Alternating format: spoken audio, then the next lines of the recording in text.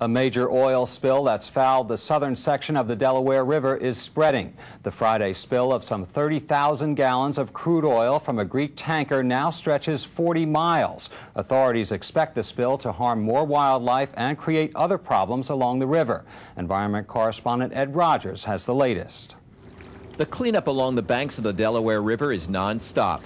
Crews work to remove the heavy crude from small islands, and wherever they could find it, the oil appears to be dissolving and spreading. It made the river look worse than yesterday. Longtime area residents who enjoy areas like National Park are angry and frustrated by the pollution.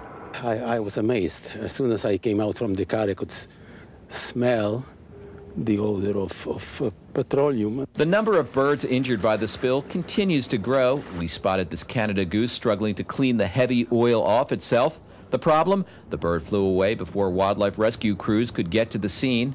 State environmental officials say the damage to wildlife and the river environment is likely to increase.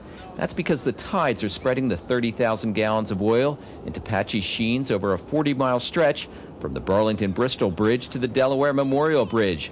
New Jersey's 2 U.S. senators and the state DEP chief toured the river this afternoon. A tablespoon of oil can create up to an acre or a football field of sheen on the water.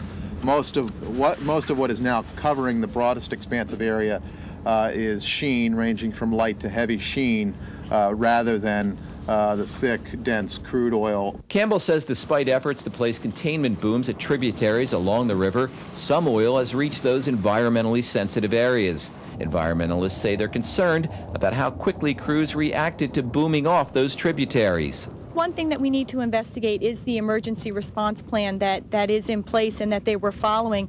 It does seem it took them over 5 hours to get the tributaries boomed off to try to keep the oil out. That does seem like a long time. Wildlife volunteers were also trying to spot bald eagles that use the river for food. Campbell says 2 pair of bald eagles have been spotted with oil on them, and officials are trying to capture them so they can be cleaned.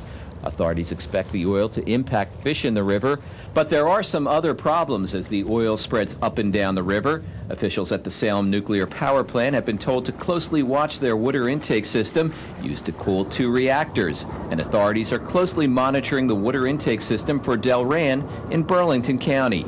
The sheen has not even made it within a few miles of the actual intake, but given that it is a drinking water intake, we want to take every possible precaution. The Coast Guard began allowing some ships to move up and down the river this morning, and officials continue to unload oil from the tanker that was the source of the spill.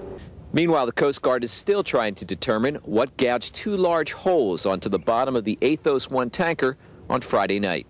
New Jersey's 2 U.S. senators say they'll introduce legislation phasing out the liability cap on the amount of money companies using single-hull ships responsible for an oil spill are required to pay.